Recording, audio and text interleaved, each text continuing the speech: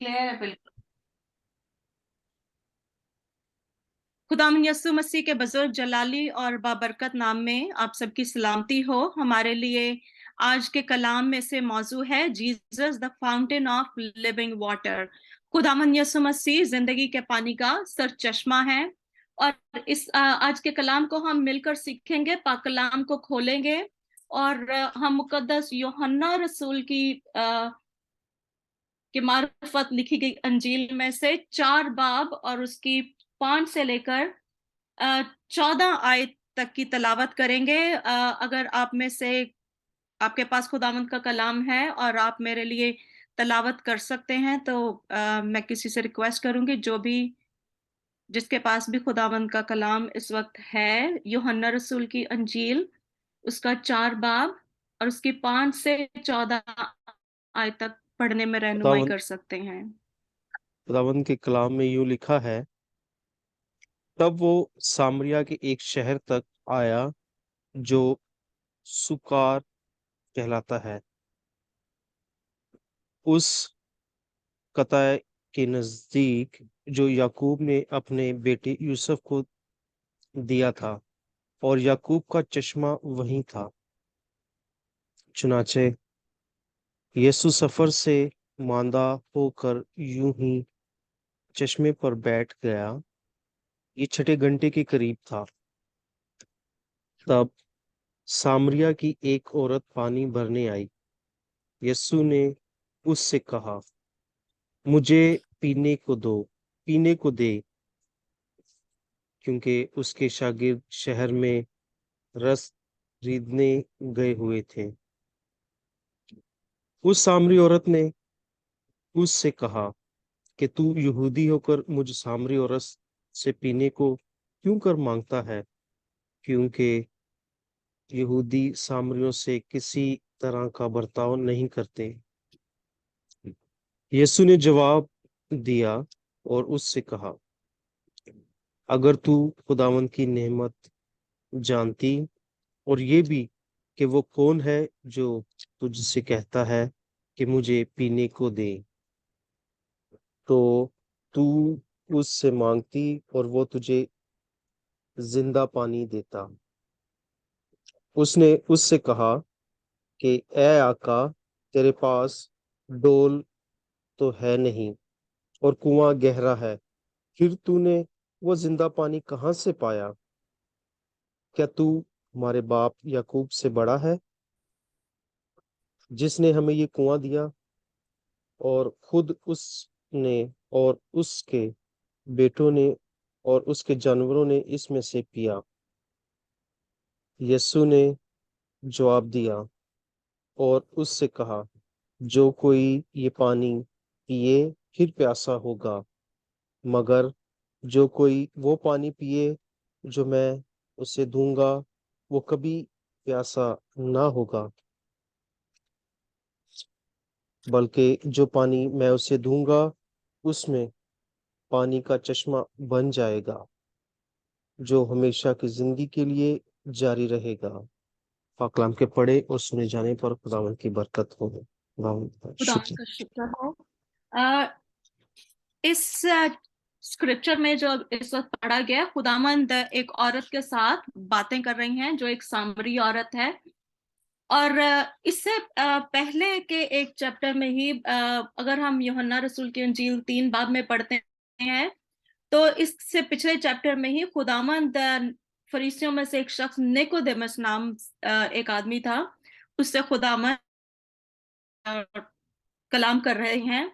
और ये यहूदियों का सरदार था। और फिर खुदावंद से ये भी कहते हैं कि तू इसराइल का उस्ताद है। इसका मतलब है कि वो एक बहुत वेल एजुकेटेड और बहुत ही इज्जतदार आदमी था जिसका नाम निकोदेमस था, और खुदावंद उससे कलाम कर रहे थे और उसे कलाम की बातें सिखा रहे थे। और इस वक्त वो खुदावंद के जब खुदावंद उससे बातें कर रहे थे तो वो कलाम के मुताबिक खुदावंद की हैकल में थे। जब चैप्टर 4 को बयान करते हैं तो इसी की बिगिनिंग में हम देखते हैं कि खुदावंद एक सामरी औरत से बात कर रहे हैं। और इस वक्त खुदावंद हैकल में नहीं है, बल्कि वो एक आम सी जगह पर एक रास्ते में जा रहे थे और एक कुएं पे बैठे हैं। जब हम इन दोनों चीजों पर गौर करते हैं, इन दोनों चैप्टर्स में एक बहुत ही डिफरेंट बात नजर आती है कि खुदावंद इज्जतदार, माशरे के इज्जतदार और वेल एजुकेटेड लोगों से भी कलाम शेयर करते हैं, और एट द सेम टाइम वो उन लोगों से भी जो मे भी माशरे में इज्जतदार और वेल एजुकेटेड नहीं है, खुदावंद उनके लिए भी उतने ही अप्रोचेबल हैं। इस बात के लिए हम खुदावंद का शुक्र करते हैं।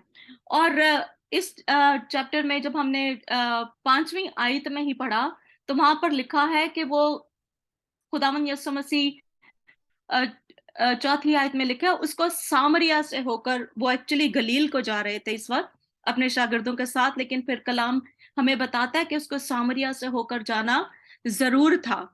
जरूर मतलब कि एक बहुत ही लाजमी था उनके लिए कि वो सामरिया से होकर गुजरें। और वो क्या चीज लाजमी थी, वो क्या जरूरत थी कि खुदावंद को सामरिया से होकर जाना जरूरी था। जब हम उसके आगे की आयतों में पढ़ते हैं तो हम देखते हैं कि खुदावंद की वहां पर एक बहुत ही इंपॉर्टेंट पर्सन के साथ एक बहुत ही जरूरी उनकी अपॉइंटमेंट थी, जिसका सिर्फ खुदावंद को पता था, और उस दूसरी शख्स को या जो दूसरी जो औरत थी उसको इस बारे में बिल्कुल भी पता नहीं था।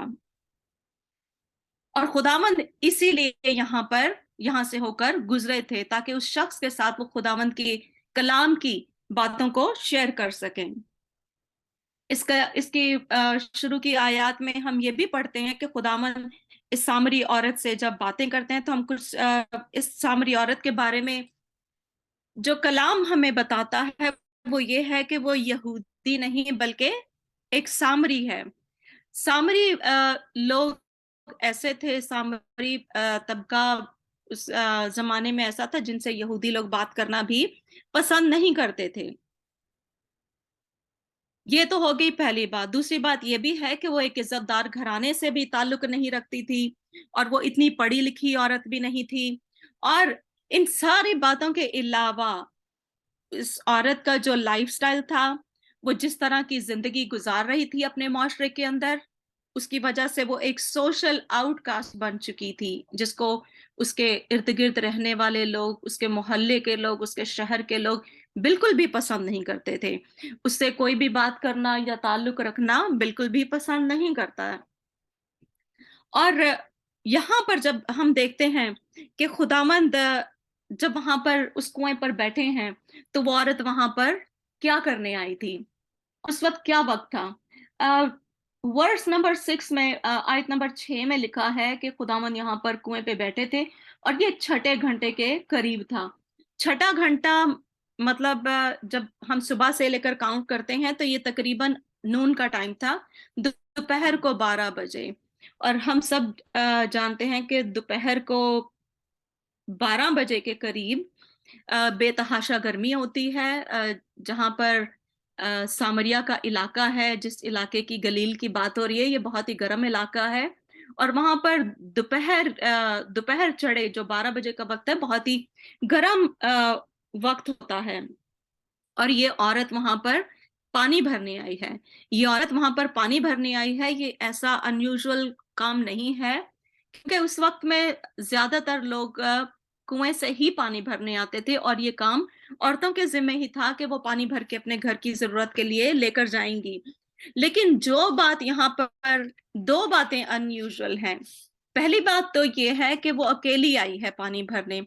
दूसरी बात, वो दिन चढ़े दोपहर की इतनी ज्यादा गर्मी की शिद्दत में क्यों पानी भरने आई है। जब हम इस स्क्रिप्चर को कलाम में से पढ़ते हैं तो हमें इन दोनों बातों का जवाब मिल जाता है।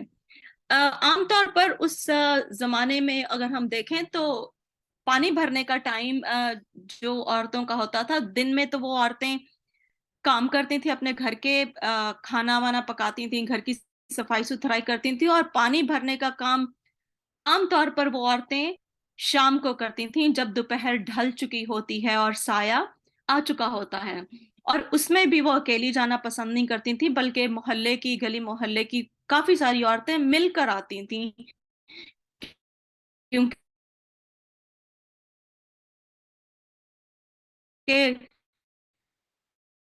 कुआं शहर से काफी डिस्टेंस पे था, तो वो मिलकर और ये काम उनका ये जब वो बात कर अपने घरों को वापस उस सफर को तय करके एक साथ चली जाती। लेकिन इस औरत के केस में जब हम ये सामरी औरत का केस देखते हैं, तो ये बात बहुत ही अनयूजुअल है कि वो अकेली क्यों आई, वो बाकी लोगों के साथ, बाकी औरतों के साथ मिलके क्यों नहीं आई। तो इस बात को सीखने के लिए हम ये देखते हैं कि ये औरत स्क्रिप्चर के मुताबिक बाकी औरतों से डिफरेंट है अपने लाइफस्टाइल की वजह से। और जैसा कि यीशु ने उसे कहा कि तू 5 शौहर कर चुकी है। अगर हम 18वीं आयत पढ़ते हैं तो वहां पर खुदा यीशु मसीह से पूछते हैं कि जा अपने शौहर को बुला कर ला, और वो कहती है कि मैं तो बेशौहर हूँ। और खुदावंद कहते हैं कि तूने खूब कहा कि मैं बेशौहर हूँ, क्योंकि तू 5 शौहर कर चुकी है और जिसके पास तू अब है वो तो तेरा शौहर भी नहीं है। और इस बात की वजह से हम ये जानते हैं कि ये किस वजह से अकेली आई है। इस औरत के लाइफस्टाइल की वजह से इसे कोई भी पसंद नहीं करता। और औरतें और ना सिर्फ औरतें बल्कि बाकी मर्द भी शायद इससे बात करना पसंद नहीं करते। और मैं भी सिर्फ पसंद नहीं करते बल्कि इससे नफरत करते हैं, और ये माशरे की रद्द की गई औरत है। ऐसी लोगों को आमतौर पर हमारे माशरे में नापसंद किया जाता है और लोग उनसे बात करना भी अवॉइड करते हैं, क्योंकि आमतौर पर हम कह देते हैं कि ये औरत कैरेक्टरलेस है और इसका कोई कैरेक्टर नहीं है क्योंकि इसने इतने सारे शौहर किए हुए हैं। और ये औरत माशरे की रद्द की हुई, रिजेक्ट की गई औरत है, और इसी वजह से ये लोगों के साथ आना पसंद, बाकी औरतों को अवॉइड करती है। ये बाकी लोगों से बात नहीं करती है क्योंकि इसे पता है कि बाकी लोग इससे नफरत करते हैं, वो इसे नापसंद करते हैं। और इसने दोपहर का वक्त भी इसीलिए चुना था क्योंकि इसे अच्छी तरह मालूम है कि दोपहर को इतनी तपती धूप में वहां कुएं पर कोई भी नहीं होगा, और इसीलिए वो अकेली आने का प्लान करती है।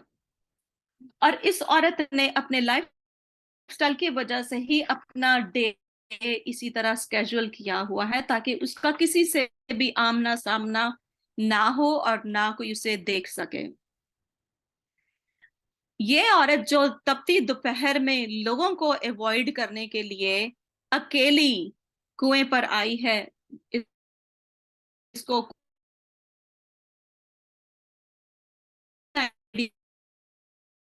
नहीं है उस कुएं पर से मुलाकात होने वाली है। उनसे नहीं बना के जिंदगी बख्शने का मुलाकात वाली है। और इसको मजीद जानेंगे कि जब वो खुदा को देखती है तो फिर उनके दरमियान में क्या बातें होती हैं। खुदावन वहां पर बैठे हैं, वो इस वक्त भूखे भी हैं क्योंकि हमें पता चलता है इसी इन्हीं आयत में लिखा है कि खुदावन के शागिर्द जो थे शहर में खाना लेने को गए थे। तो इस वक्त खुदावन को भूख भी है और प्यास भी है। और वो जब इस औरत को देखते हैं तो उसे कहते हैं कि मुझे पानी पिला। वो औरत बहुत हैरान होती है क्योंकि उसके लिए ये एक अनएक्सपेक्टेड बात है।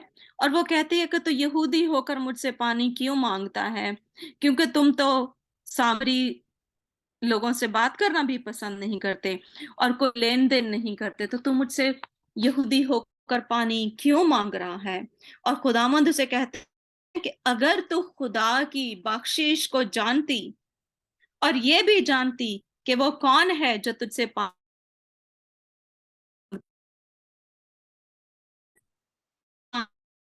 और उससे मांगती और वो उससे तुझे जिंदगी का पानी देगा।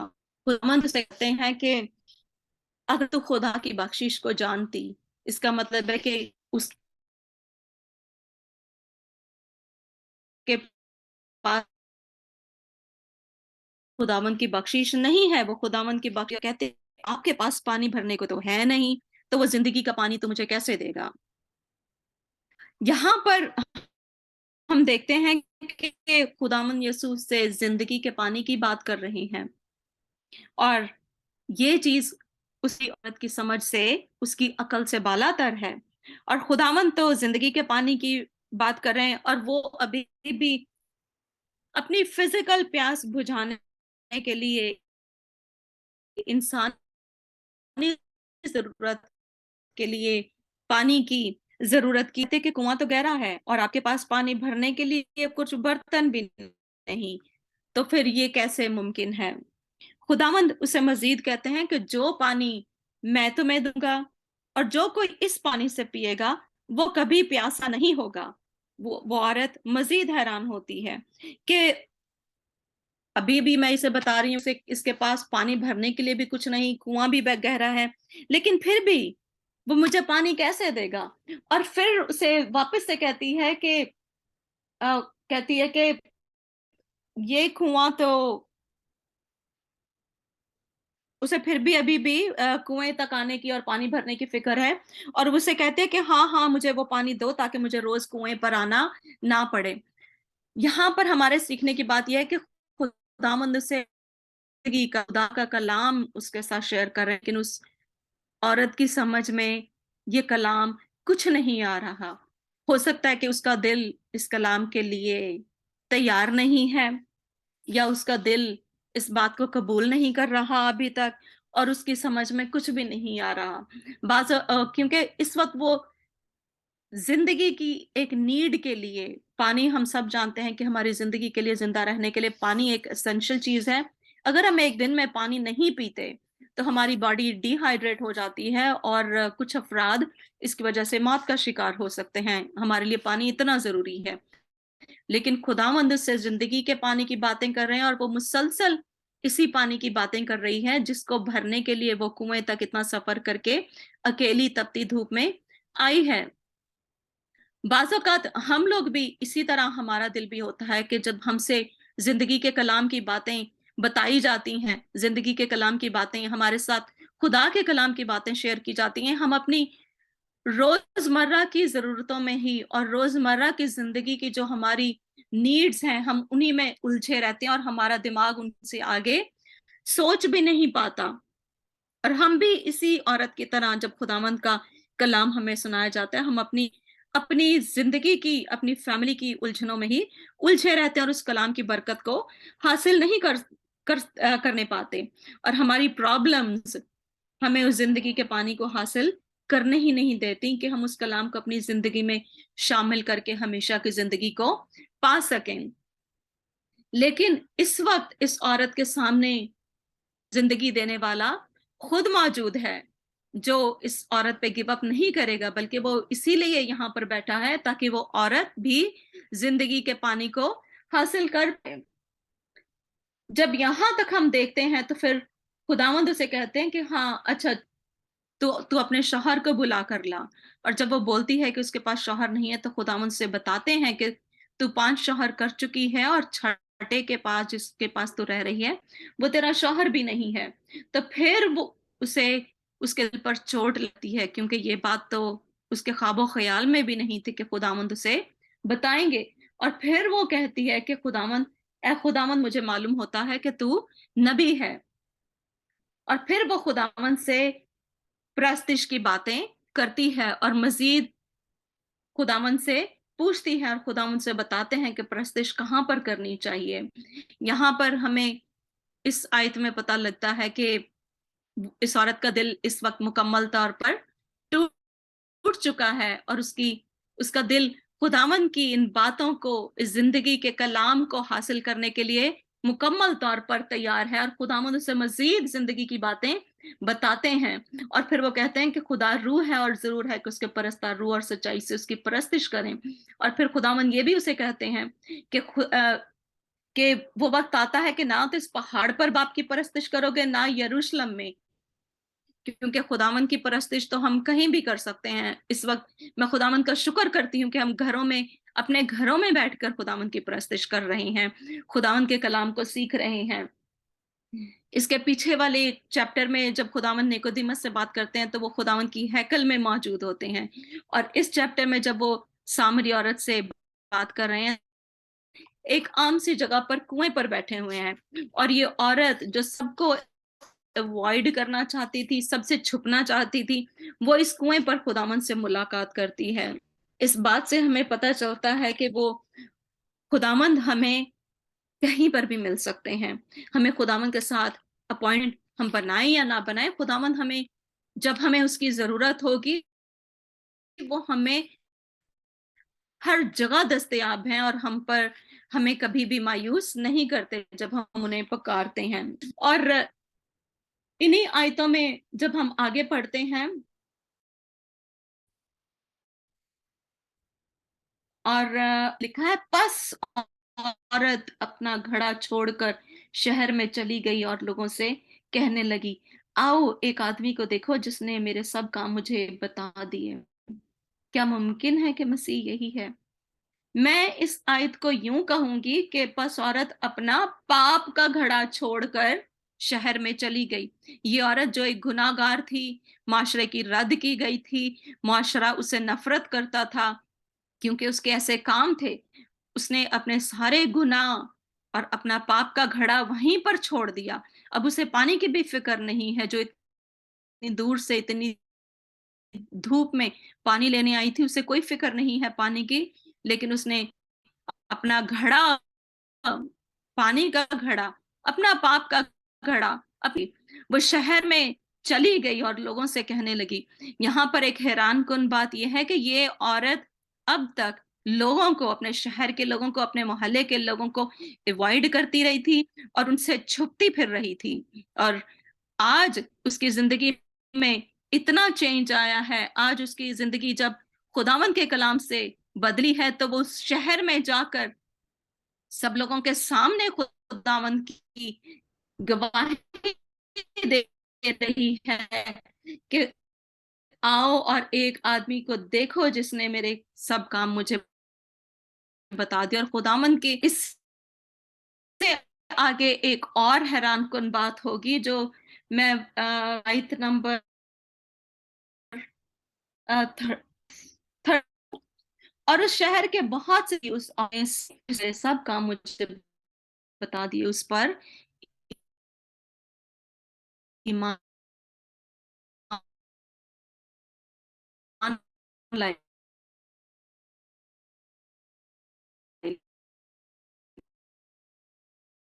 किस पर ईमान, कहाँ पर, और उस पर ईमान, और खुदामंद पर ईमान लाए। और फिर वो कहते हैं कि अब हम तेरे कहने से ईमान नहीं लाते, बल्कि हमने खुद सुन लिया और ये जानते हैं कि फिल हकीकत ये खुदा दुनिया का मुनाजी है। अब यहाँ पर देखें कि वो औरत जिसके पास पहले खुदा का कलाम नहीं था, जो माशरे की रद्द की गई औरत थी, वो ना सिर्फ उसने कलाम को कबूल किया, बल्कि उसमें से उस जिंदगी का सरचश्मा और वो कलाम अब उसके वसीले से दूसरे लोगों तक पहुंच रहा है। और बहुत सारी जिंदगियां उस दिन बचाई गई और खुदामंद के पास आई। हम एक दफा फिर खुदावंद का शुक्र करते हैं कि उसने हमें ये फजल दिया कि हम इस सामरी औरत की जिंदगी से अपने लिए, अपनी जिंदगी के लिए कलाम को सीखने वाले बने। हम एक दफा फिर उन पॉइंट्स पर गौर करते हैं कि हम इस सामरी औरत की जिंदगी से हम क्या सीख सकते हैं। पहली बात यह है कि वो सामरी औरत ने अपना डे स्केड्यूल किया था दूसरे लोग अपनी पेन को, अपने दर्द को, अपने दुखों को छुपाने के लिए, क्योंकि लोग उससे नफरत करते थे। फिर भी खुदामंद उसे उससे मुलाकात करते हैं, और खुदामंद की आंखों में कोई भी इतना गुनाहगार नहीं है जो बचा ना जा सके। In God's eyes no one is far too gone. खुदामंद हमेशा, हमारे गुनाह कितने ही ज्यादा क्यों ना हो, खुदामंद हमें उनसे रिहाई देने की और निजात देने की कुदरत रखता है। उसके पास हम सबकी जिंदगी के लिए एक बेहतर प्लान है जिसे हम नहीं जानते, लेकिन हमें उसे जानने की जरूरत है। वो हमें कभी भी अकेला नहीं छोड़ेगा। जिस तरह ये सामरी औरत अकेली थी, लेकिन खुदावन ने उस कुएं पर उसको अकेला नहीं रहने दिया। वो माशरे से कट चुकी थी, लेकिन खुदावन ने माशरे में उसको फिर से बहाल किया। और खुदावन हमेशा हमारे साथ है। जब हम उसको ढूंढेंगे, हमें, अगर हम उसकी तलाश करेंगे, he is always right there for us. फिर हम इसकी जिंदगी से ये भी देखते हैं कि गो वो खुदावन से मिलने की मुश्ताक नहीं थी वहां पर, उसकी कोई एक्सपेक्टेशन नहीं थी, ना ही उसने ये प्लान किया था, बट फिर भी वो खुदावन के साथ रही और उसने खुदावन के कलाम को सीखा। और खुद Jesus offered her the living water, खुदावन ने उसे जिंदगी का कलाम दिया। और जब हम खुदावन के साथ रहते हैं, तो हमारी जिंदगियां भी उस जिंदगी के पानी से भर जाती हैं। तो जिस तरह इस सामरी औरत ने किया, हमें अपनी जिंदगी को उसके कलाम से, खुदा के साथ रहने की, खुदा के साथ जुड़ने की, उससे जिंदगी के कलाम को लेने की जरूरत है। और ना सिर्फ हम खुद उस कलाम से फिलअप हों, बल्कि हम दूसरों की जिंदगी को भी उस कलाम के साथ फिलअप करने की कोशिश करेंगे। जब हम खुद कलाम को लेते हैं तो हमें यह जरूर है कि हम उस कलाम को, उस जिंदगी के कलाम को जो हमने खुदावंद से हासिल किया, उसको दूसरे लोगों तक पहुंचाने वाले बने। और खुदावंद ने जिस तरह उस सामरी औरत को उसके माशरे में फिर से बहाल किया, जो लोगों से कट चुकी थी, जो लोगों की रद्द की गई थी, खुदावंद ने उसको माशरे में फिर से इज्जत दी। और किस तरह से उसकी जिंदगी बदली। और खुदावंद, मैं दुआ करती हूँ कि खुदावंद आज के कलाम के वसीला से हमें भी उस जिंदगी के पानी की जरूरत है, और हम भी उस खुदावंद से उस जिंदगी के पानी को लें और उसे दूसरों तक पहुंचाने वाले बने। खुदावंद हम सबको ऐसा करने का फजल बख्शे। आमीन।